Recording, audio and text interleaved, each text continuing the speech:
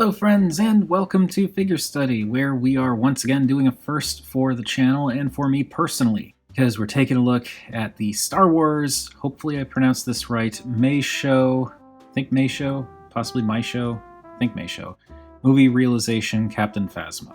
And I've got some thoughts. But first, let me get the accessories out of the way here so we can look at her kind of as she comes out of the box. Alright, and here we have Phasma without all of her accessories and with her kind of default fist hands on, and okay. I've never messed around with any of the movie realization figures before. I thought the Boba Fett looked cool, but never got it, and wasn't super into any of the other offerings there. Then I saw Phasma and I was just like, that looks amazing, and I still think it looks amazing. This figure looks fantastic.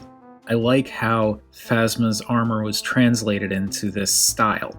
It looks very, very cool. I think the interpretations that they made in adapting this look works really well. I like the kind of First Order inspired lotus symbol on the back of the cape. There's a lot of really cool stuff here, and then there are some problems. First and foremost, one of the things that I noticed, and I don't think this is because I had it in the box, but there's some paint scuffing on the fist right there, and that's not great. I haven't really noticed any major paint flaws anywhere else on the figure. There are a few points where there's like little bits here and there, but I feel like that could almost work as like armor scuffing. Oh, there's one right down there. I don't think taking the figure out of the box and putting it back in the box once is really what would cause that level of scuffage.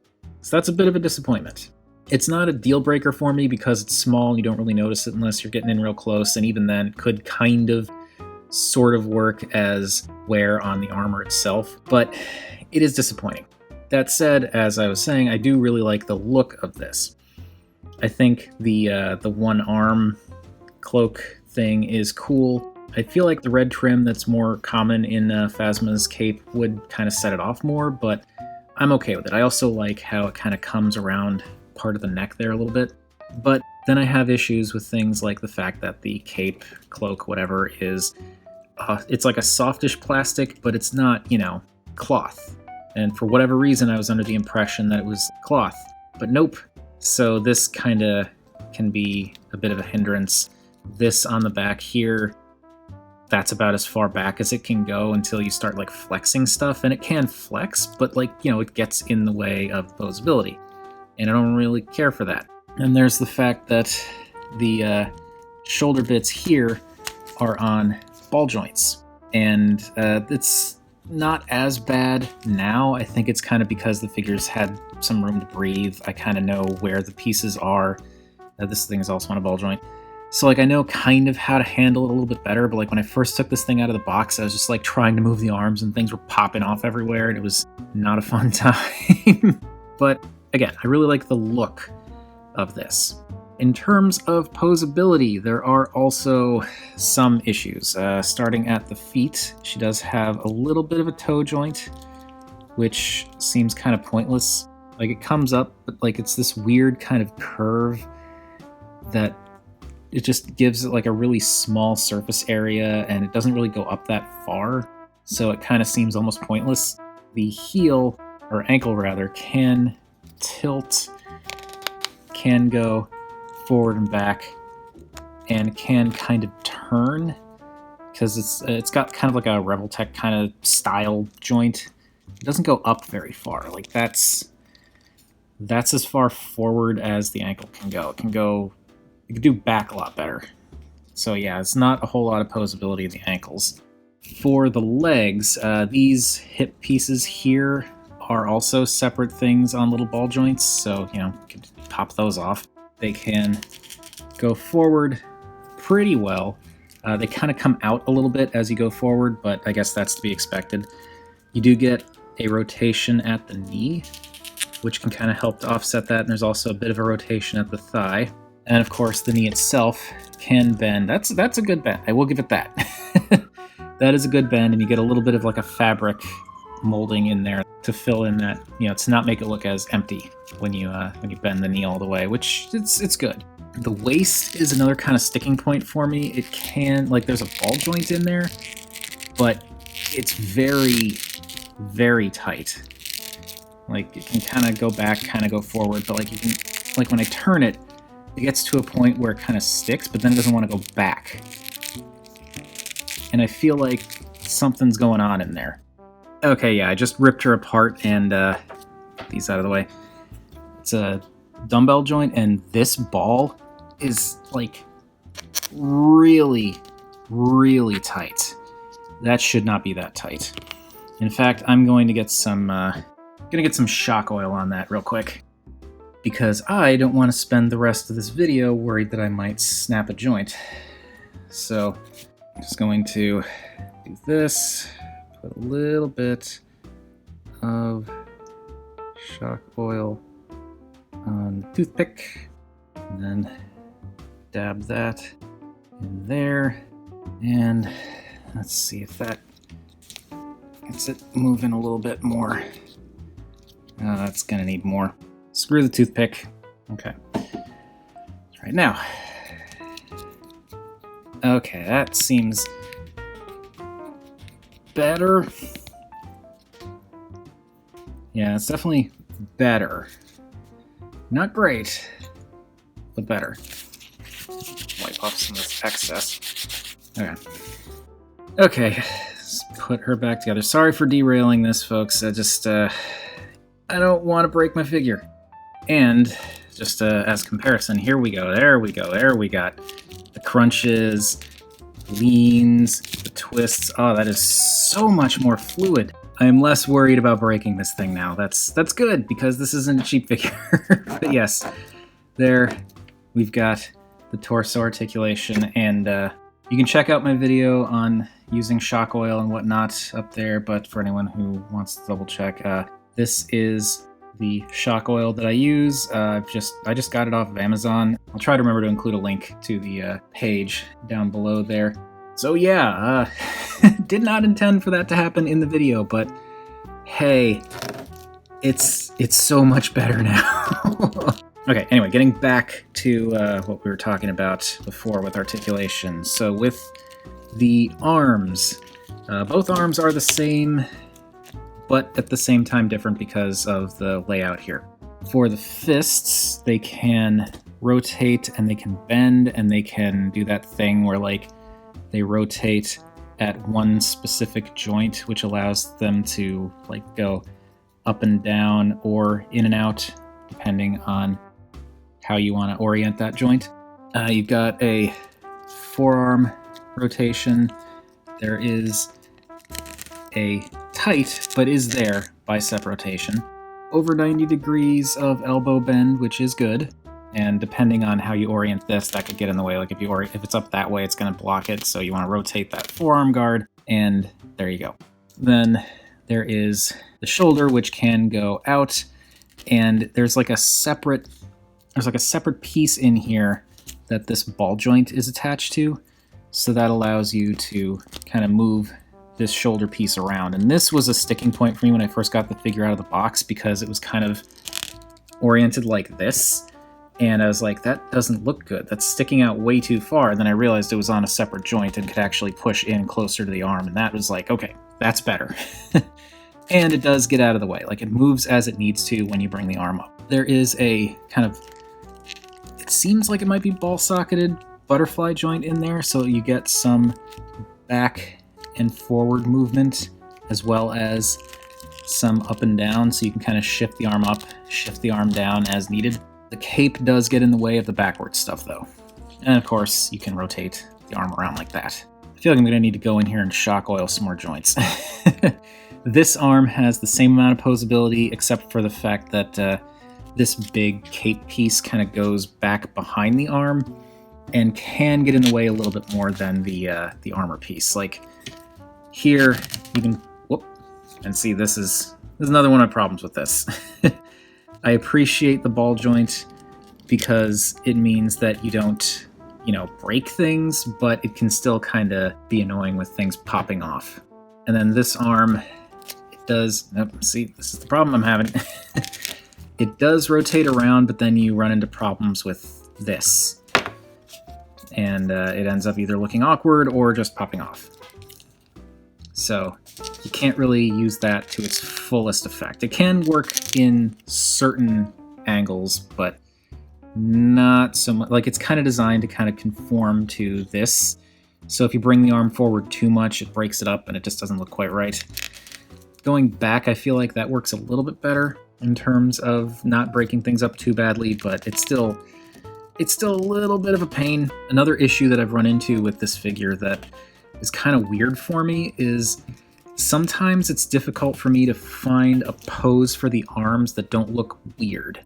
There's just something about the way the arms move, where the joints are having these giant balls in the elbows, that sometimes it makes the arms look misshapen. I can't quite decide, like, is this supposed to be to the outside? Is it supposed to be to the back?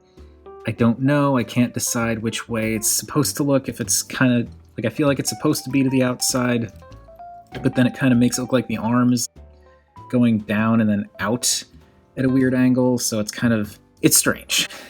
I feel like it could probably get better if I just get used to the figure, but it's definitely requires some adjusting. It actually took me a fair bit to get things kind of in exactly the right place, just for that simple pose that you saw in the beginning of the video.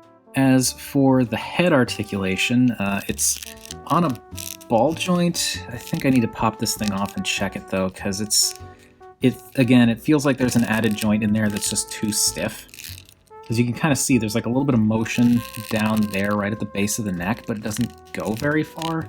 And then there's this neck plate thing here that's on a tiny ball joint. It's a little strange. I need to go in there and try and mess with it.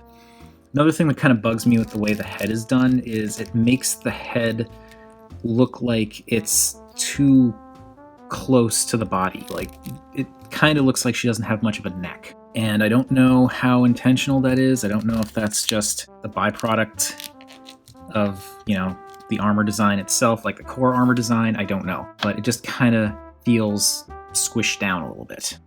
Okay, I've stripped off the cape pieces and the armor piece and all that. And this joint, I don't know what the deal is, because it kind of seems like it's only designed to come down ever so slightly. It doesn't seem to want to go left or right. It doesn't seem to want to turn, which makes me wonder, like, why is it even there? It barely moves. And I don't know if that's just a fault with my figure or if that's working as intended. I don't know. Oh, and yes, this little flap is on its own little ball joint. It just sits right behind there and kind of comes forward and back and swings. I do feel like I'm less bothered by the strange kind of stumpy neck now that I can actually move her torso well. So that does help. That's another issue that I'm having with this figure. You're probably noticing I'm constantly pushing the arms up because they keep wanting to shift down and it just doesn't look quite right. It is a little bit fiddly. Why did all of the armor pieces have to be on ball joints? Okay, my goodness, that that took some fiddling. Mostly just figuring out the center of gravity and the fact that, like, as you saw with the bit that I cut in there, even with the thighs, if you rotate them at a certain angle, they will pop these side bits off the ball joint. If you go out too far, then they're gonna make me a liar. Nope, yeah, no, it totally popped off. And it's just because of the way everything is designed in there. You've got this ball joint, but like these bits kind of come around it and can kind of push around and nudge this thing off its track or off its connection. I really wish that some of these things were not ball jointed. I don't mean to say bad things about the line, because it seems like an overall cool line and cool figures. I love the design of it. It's just mechanically there are certain things that are a bit annoying to deal with. And let's take a look at some of these accessories. So she comes with a sword and scabbard that have some nice detailing. I like the black and the gold. It's painted all the way around.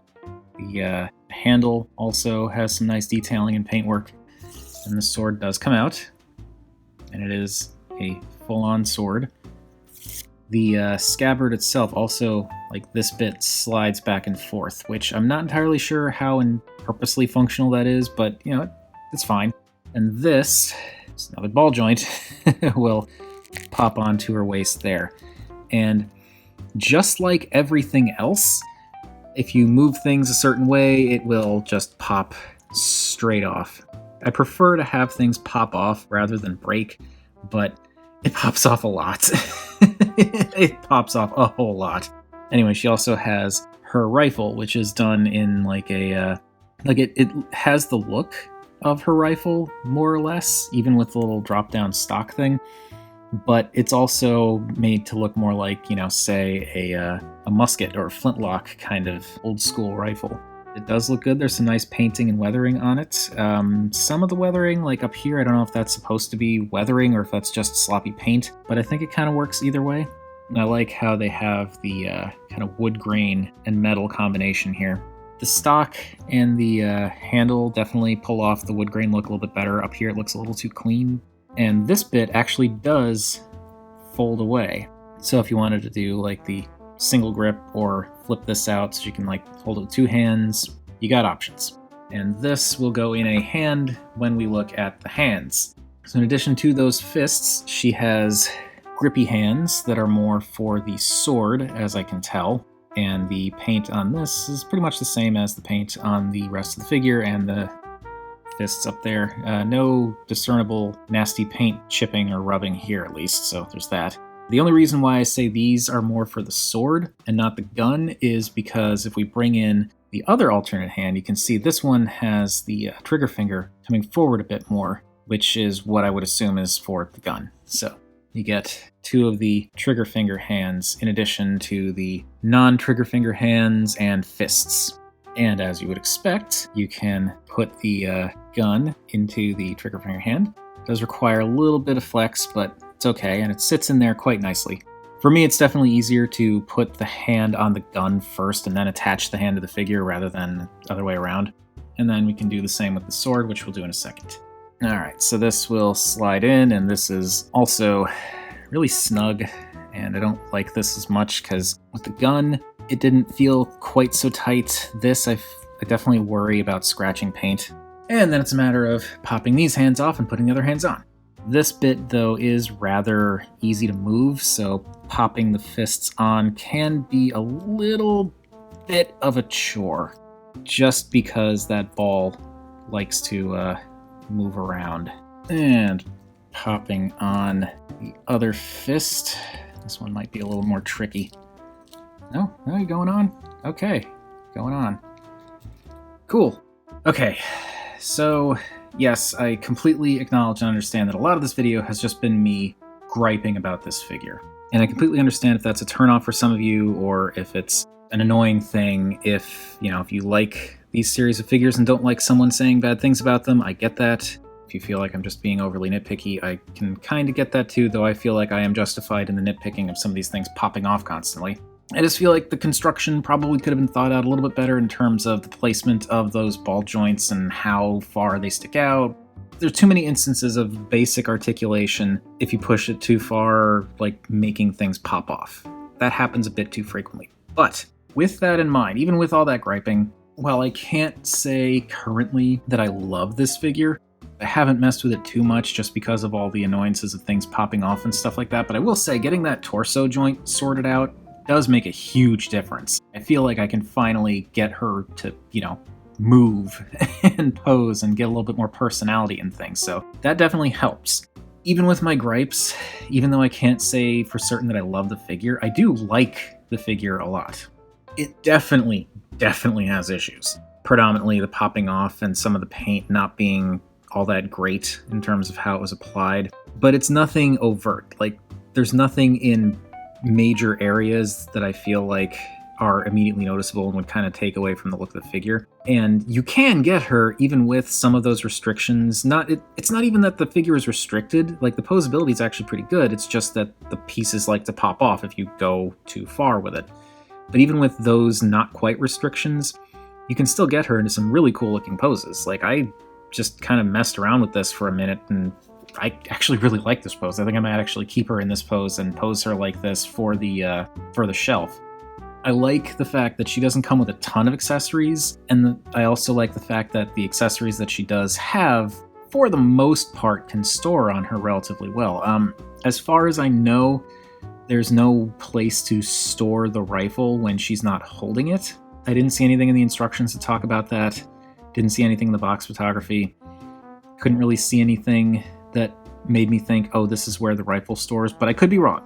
I do like the fact that the sword, which is sort of a stand-in for her javelin polearm thing, can just, there's just the sheath right there that can just stay on her however long you want. And because it's on a ball joint, you can angle it different ways. It can slide on that thing.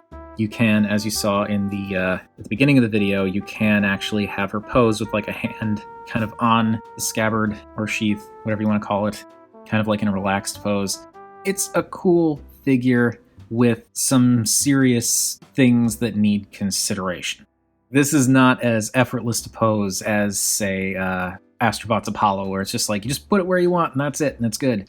It sounds like I'm griping a bunch, and I guess I am, but I feel like it's warranted. And even then, even with the gripes, I don't regret getting this figure.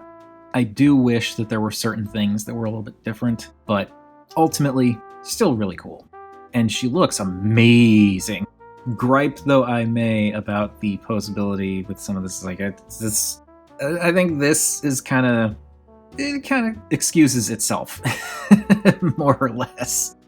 But one thing to do before I wrap things up. I'm sorry this is taking so long. I'm still trying to get a feel for these non-transforming figure videos, because it's just not something I'm used to talking about. But here she is with a standard deluxe, so you can get an idea of how big this figure is. And it's bigger than I expected. I thought this figure was going to be about Black Series height, but she's actually, I think she's closer to like the 7-inch scale than the 6-inch scale. And since I feel like it's silly to talk about Black Series without actually showing, here we have the Mei Sho Phasma with Mafex and the Black Series Last Night Captain Phasma. I swear I will get to these two at some point. It's gonna happen, just not today. And here she is with the Duck Tank. Okay, I think that is gonna do it. Just as a standalone, as a unique take on Captain Phasma's armor, I think this is really cool. That is enough rambling. I'm hoping this video, once it's edited, will not be like 40 minutes long. Hopefully it won't be 30 minutes long. We'll see what I can cut out. Let me know what you think of this figure. Is it something that, are you familiar with the movie Realization series from Bandai Spirits? Is this something that any of you have heard of before? Have you seen any of the other figures that they make? Are you interested in any of the other figures they make, or have you gotten any of the other figures? Whatever your thoughts on Mei Sho, Captain Phasma, or the movie Realization line in general, feel free to chime in down below. I always enjoy hearing from you all. And remember, art is more than meets the eye.